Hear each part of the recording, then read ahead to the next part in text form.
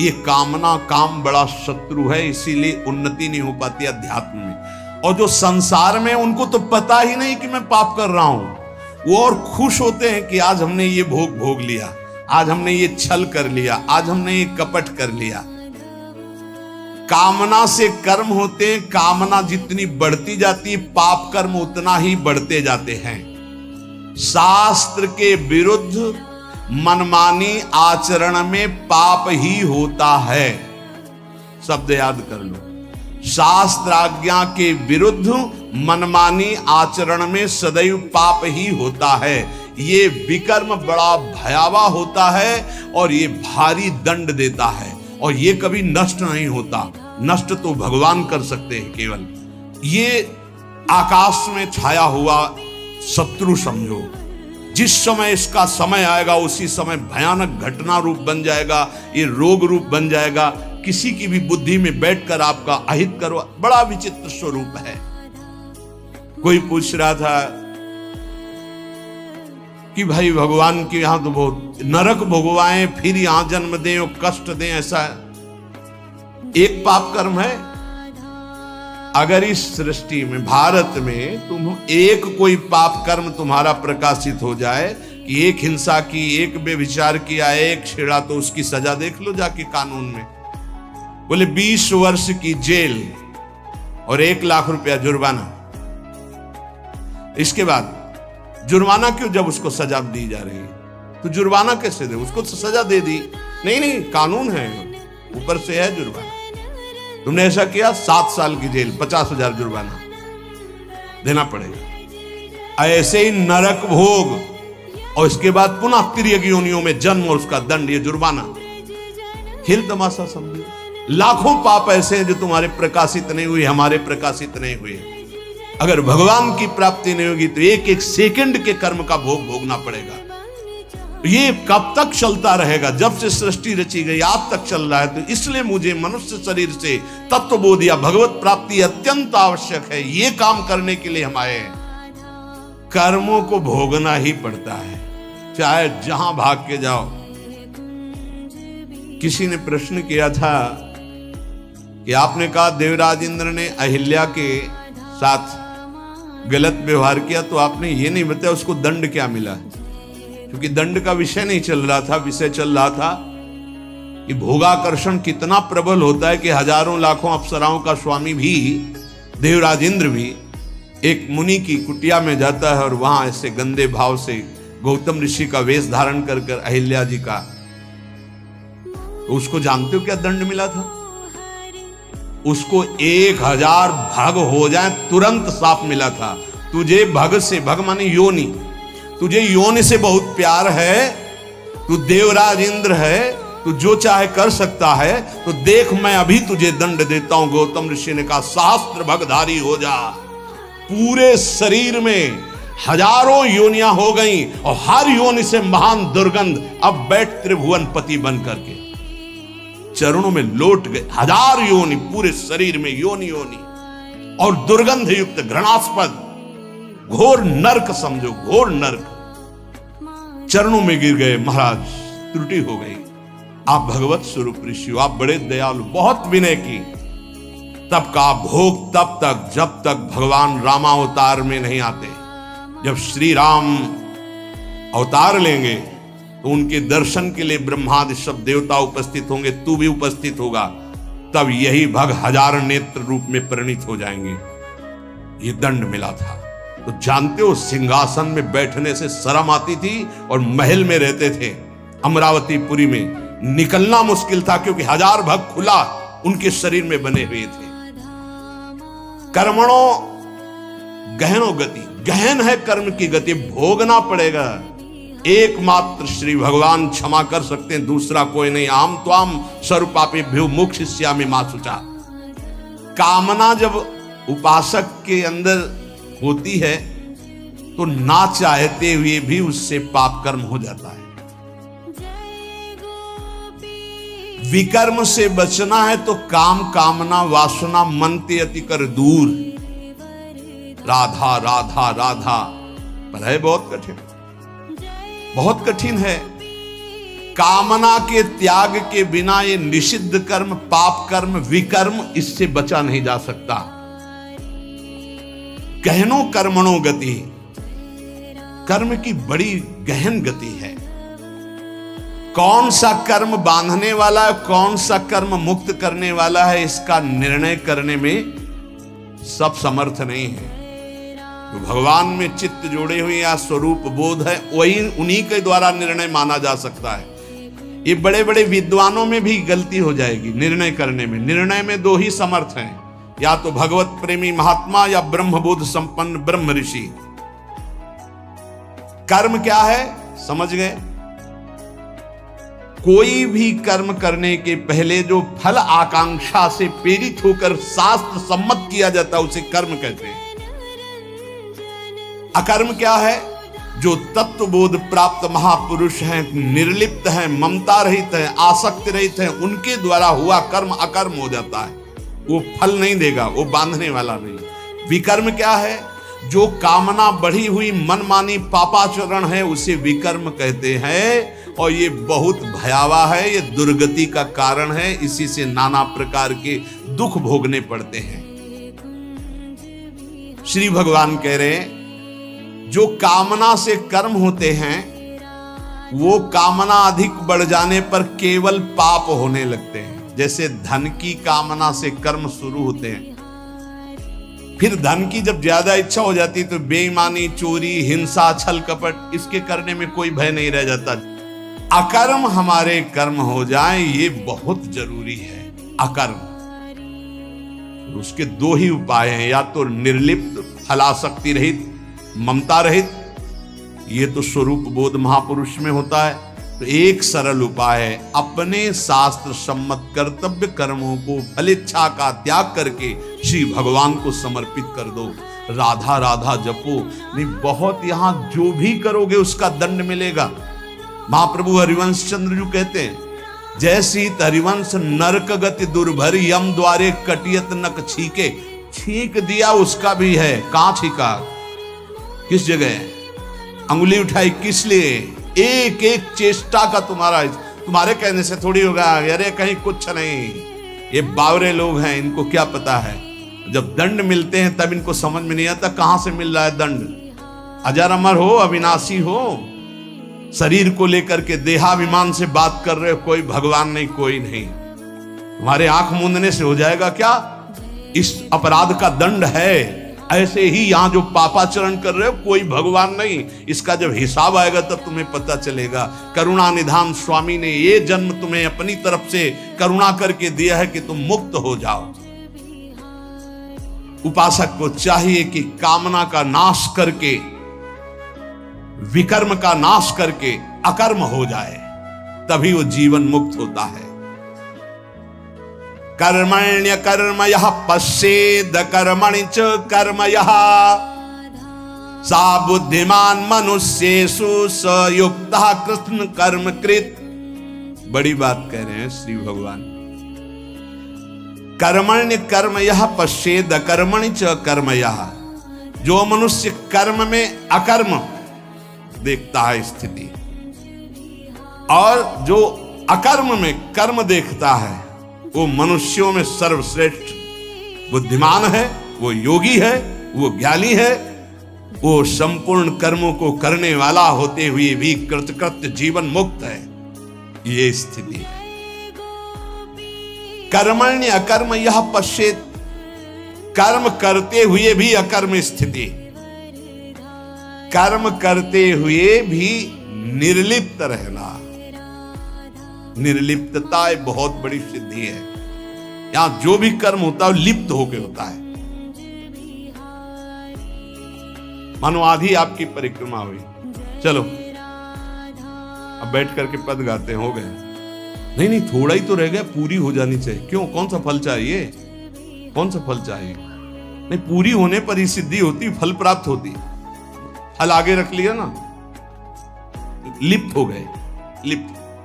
ये इसी तरह सब शुभ से शुभ, बड़े से बड़े कर्म में निर्लिप्तता का मतलब है पूर्ण होना, ना होना, लाभ होना या हानि हो जाना।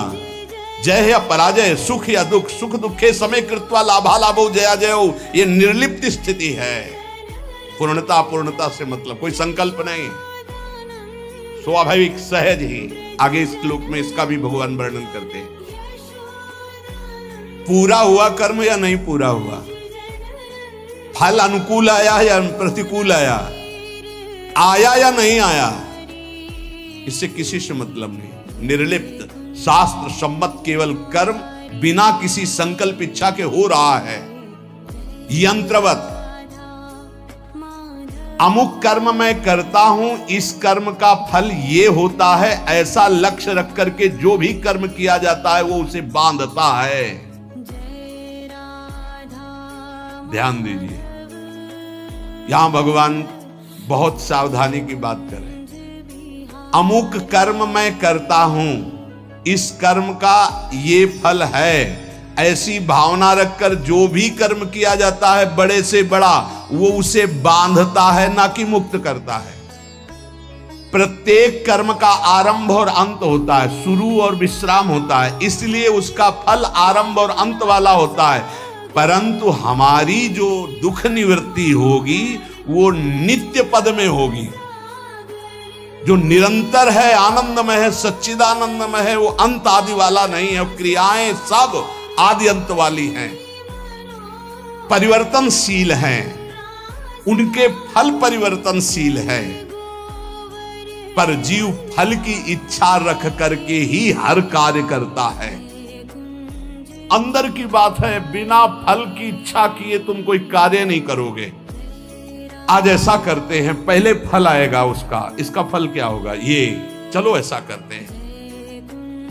इसलिए भगवान कहते हैं कर्मण्य कर्म यह पश्चेत, जो कर्म करते हुए अकर्म कर दे उसको फल देने लायक न रखे, तभी जीवन मुक्त होगा। क्या कर्म होगा, निर्लिप्त, अनासक्त, फल की इच्छा रहित। हो रहा है, हो गया तो जय जय, नहीं हुआ तो जय जय, में कोई फल थोड़ी चाहिए था। स्वाभाविक एकदम, कितनी अखंड प्रसन्नता, परम विश्राम। लेकिन ये बात जब तक स्व का बोध नहीं है तब तक नहीं होगा, बहुत परेशान हो जाएगा, चिंतित हो जाएगा। फल की इच्छा ना रखने से नया राग उत्पन्न नहीं होता, नया राग उत्पन्न ना होने से वो बंधन मुक्त हो जाता है। ये कैसे समझ, बहुत कठिन है ये समझ में आना। साधक सर्वथा वीतराग तभी होगा जब उसका नया राग उत्पन्न ना हो। वीतराग महापुरुष के सारे कर्म अकर्म हो जाते हैं। जीव का जन्म, जीव का मरण, जीव को भोग प्राप्ति कर्मों के अनुबंध से होता है, इसी कर्मों के बंधन से। जैसे किसी परिवार में बालक हुआ तो उसमें केवल बालक का ही कर्म नहीं है, पूरे परिवार का साथ में जुड़ा हुआ कर्म है। कोई उसकी मां बना, कोई पिता बना, कोई भाई बना, कोई मित्र बना, कोई पड़ोसी, शत्रु पक्ष का भी है जिसकी जलन हुई कि लड़का हुआ है। ऋणानुबंध, उनमें सैकड़ों हजारों लाखों के कर्म बंधन उस बालक से जुड़े हुए हैं। किसी का वो ऋण चुकाने आया है और किसी से ऋण वसूल करने आया है, किसी का सुख भोगा तो सुख देने आया है और किसी का बदला लेने आया है। सैकड़ों अनुबंध हैं उसके, एक बार जन्म में सैकड़ों कर्मों के अनुबंध हैं। अनेक जन्मों में अनेक लोगों से किया हुआ कर्म उसको भोगना होता है। ये लेन देन का, दुख सुख का, जन्म मरण का व्यापार बहुत समय से चलता आ रहा है, इसको बंद करने का अवसर आ गया है। जन्म मरण से छुटकारा मिलने के लिए हमको ये मानव देव सत्संग मिला है। इसको बंद करने का उपाय है आगे के लिए कर्जा लेना नहीं, और जिनको कर्जा दे दिए हैं उनका माफ कर दें या वापस ले ले, दुकान बंद करें, चले। लेना ना देना, मगन रहना, दोनों बात करनी पड़ेगी। या तो माफ करो, प्रभु से प्रार्थना करो कि जिनको हम दिए हैं हमें कभी नहीं लेना, हमें नहीं लेना, क्योंकि लेने आना पड़ेगा। हे नाथ क्षमा करो, हमने माफ किया और हमको माफ करो। जिनको हो तो प्रभु सामने भेजो और सेवा करवा दो, और या फिर माफ करो। अब लेने देने से हमें मुक्त करो, प्रभु ही करते हैं। जिनसे सेवा करवाई है सेवा करनी पड़ेगी। नया ऋण लेना बंद करो, पुराना ऋण चुका दो, सेवा कर दो, सेवा ले मत। ऋणानुबंध लेने देने का व्यापार अगर बंद हो गया तो तुम मुक्त हो जाओगे, जन्म मरण बंद हो जाएगा। जैसे दुकानदार अपनी दुकान खत्म करना चाहता हो तो उसे दो काम करने पड़ेंगे। जिसको देना है उसको तो पक्का दे दो, देना ही पड़ेगा, नहीं तो दुकान हटाने के बाद भी वो लेगा तुमसे। तुम वही दुकानदार हो ना, 100 रुपया लो हमारे, तुमने लिए थे, देना पड़ेगा। लेने में क्षमा कर सकते हो कि हमें नहीं चाहिए, पर देने में आपको देना होगा। जिससे लेना है उसे तो तुम क्षमा कर सकते हो, जाओ हमने माफ किया, लेकिन जिसको देना है वो देना है। नहीं वो तो कहीं भी दुकान खत्म करने के बाद भी मिलोगे तो तुमसे ले लेगा। अगर ये लेना और देना दोनों मिटा पाए इस जन्म में, तभी तो। जैसे कोई गाली दी, हिसाब है भाई, हिसाब है। और हृदय में पीड़ा हुई ना तो हमने पहुंचाई होगी पीड़ा। राधा राधा राधा। किसी ने धक्का मारा, किसी ने कटु व्यवहार किया, अपमान किया, भगवान हमारे किसी अपराध का मार्जन कर रहे हैं, इसीलिए भक्त सहता है। अपने लिए अब किसी से कोई ऋण ना ले, सेवा किसी भी तरह का कुछ भी ऋण, ये ध्यान रखो। यहां से जाना है, हमें यहां से जाना है। शरीर से प्रेम ना अपने करो ना किसी और के करो, ये छूटने वाला है, जाने वाला है। कब जाएगा अब इसका पता नहीं, शाम के जाएगा कि कल सुबह जाएगा कि दोपहर जाएगा, 10 वर्ष में जाएगा कि 5 वर्ष, जाना है। जब हमें जाना है इस देश से तो फैलावा काहे को फैलाओ, समेट के अटैची बिल्कुल तैयार। मरने से सब जग डरा मेरो मन आनंद, कब मरी हो कब भेटी हो पूर्ण परमानंद। समझ में आ रहा है? मरने वाली अब शकुन वाली बात घर में अगर चला दे तो फिर बहुत ही, हाँ ये आखिरी मृत्यु होनी चाहिए। पर घर परिवार में बातें अब शकुन मानी जाती हैं, मरने की बात नहीं। नहीं क्यों? क्योंकि फिर पापाचरण में रति नहीं होगी अगर मरना दिमाग में रहेगा। नारायण स्वामी ने कहा 2 बात दिमाग में रख लो, एक नारायण को, दूसरी मृत्यु को। क्योंकि जाना है यहां से तो गंदी कमाई काहे क्यों करो, अच्छी कमाई भगवान नाम, दूसरों को सुख प्रदान करना। संसार से जो तुमने ऋण लिया है, अब हम किस किस को जाने किस किस जन्म से क्या लिया है। तो सरकार कह रहे हैं अहम त्वाम सर्व पापेभ्यो मोक्षयिष्यामि मा शुचा। श्री कृष्ण की शरण में हो जाओ, वो लेना देना दोनों का हिसाब कर देंगे। मालिक, नौकर का ऋण मालिक चुकाता है, सेवक का बंधन मालिक मुक्त करता है। कोई भी गड़बड़ी हो जाए तो आगे मालिक को आना पड़ेगा। अगर सही ईमानदार मालिक है तो छाती आगे लगे, नहीं मुझे मार लो, इसको छोड़ दो, जो भी कहो वो मैं दंड स्वीकार कर, इसको छोड़ दो। तुरंत विभीषण पाछे मेला, सन्मुख राम सहयो सोई सेला। ये हमारे स्वामी का स्वभाव है। सेवा भजन जप ध्यान समाधि, अगर ये अपने लिए है तो बंधन बहुत जोर का भी रहेगा समाधि तक, और अगर ये जगत मंगल के लिए है तो लेना देना खत्म हो जाएगा इसी से। ये भी अपने लिए नहीं है। अब आप ये भी समझ लीजिए, कह रहे सेवा भजन जप ध्यान समाधि ये जगत जगदीश स्वरूप है, इनके लिए है। जो भजन कर रहा हूं, सर्वे भवन्तु सुखिना सर्वे सन्तु निरामया, अगर इसका सुख मेरे लिए है तो फिर आओ यहां। अगर ये भगवान को समर्पित है, बहुत समझना है, बहुत समझना है।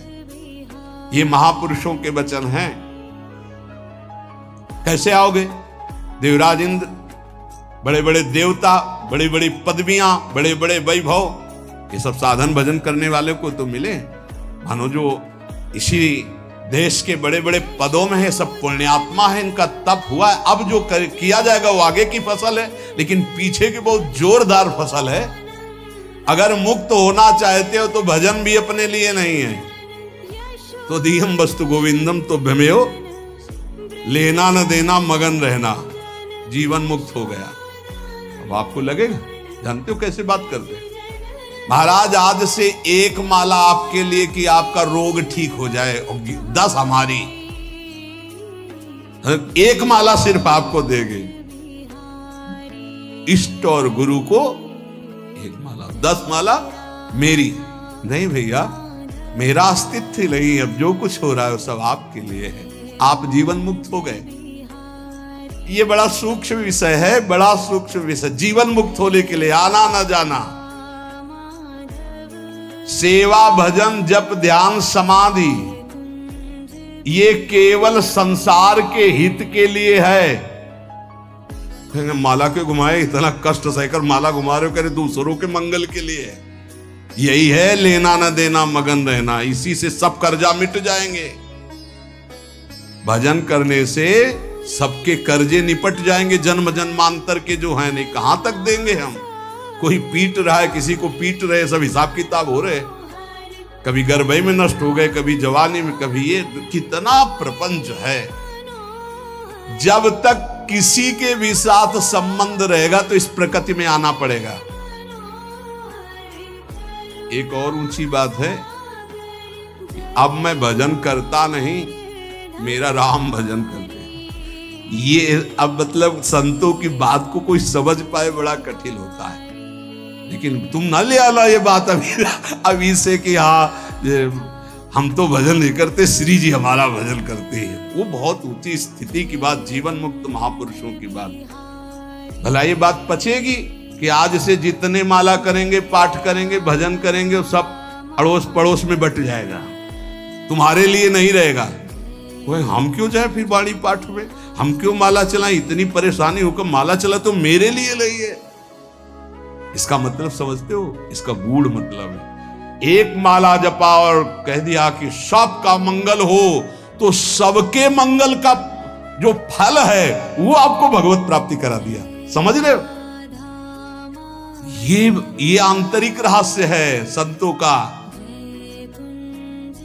1 रुपया फेंको और 1 अरब रुपया एक साथ फायदा ले लो। फायदा हुआ कि नहीं हुआ? अगर 1 रुपये में 1 अरब, तो भारत में तो जनसंख्या कितनी है? 140 करोड़ है। ये तो केवल मनुष्यों की हुई। और दीमक की कितनी जनसंख्या? पशु पक्षियों की, चींटी की, कितने जीव हैं? सर्वे भवन्तु सुखिनः। भजन किया, साधना हुई, सर्वे भवन्तु सुखिनः, तो सबका कृपा प्रसाद मिला और वो भगवान को प्राप्त हो गया। समझ रहे हो, भगवत प्राप्ति, सबका कृपा प्रसाद मिला। भूल चूक से लेन देन जिसके साथ हो चराचर जगत में, सबका खत्म, क्योंकि भगवान नाम जप करके सर्वे भवन्तु सुखिनः हम अपना भजन सबको देते हैं। तो उससे क्या हुआ? सबके हृदय में बैठे हुए मेरे आराध्य देव राधा वल्लभ लाल जी मुस्कुरा दिए, हमारा काम हो गया। अब समझ में आई बात?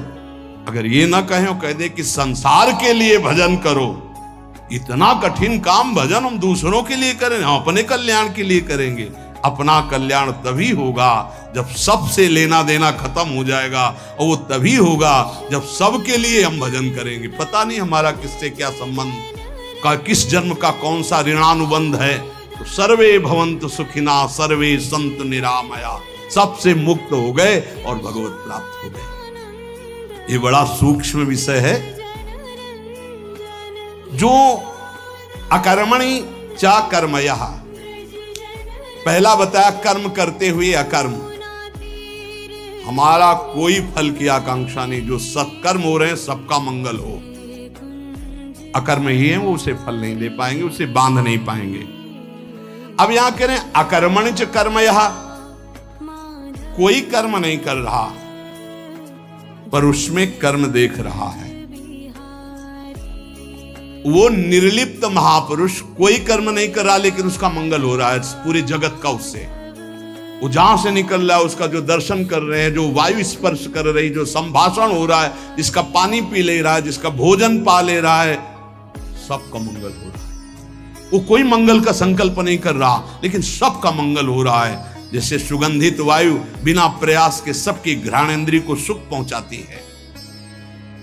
संसार में कोई कार्य करने के लिए प्रवृत्त होता है तो उसके सामने दो बातें होती, करना और ना करना, प्रवृत्ति और निवृत्ति। जो महापुरुष होते हैं ना प्रवृत्ति होती है ना निवृत्ति होती है, और वो बड़ी ऊंची स्थिति है।